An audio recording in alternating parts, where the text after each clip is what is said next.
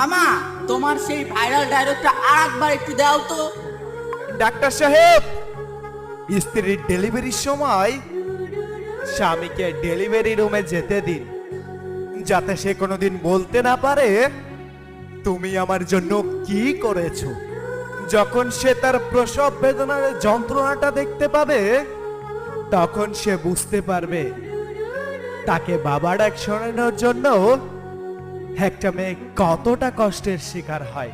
যে স্ত্রী মৃত্যুর সাথে লড়াই করে তোমাকে বাবা ডাক শোনানোর জন্য এতটা কষ্টের সম্মুখীন হয়, তাকে কষ্ট দেওয়ার অধিকার তোমার নাই। নারী, তুমি পারো বটে, শত অবহেলা সহ্য করার পরও তারপরও সকলকে খুশি করার জন্য আপ্রাণ চেষ্টা করে যাও। সবকিছু কত সহজেই ভুলে যেতে পারো তুমি।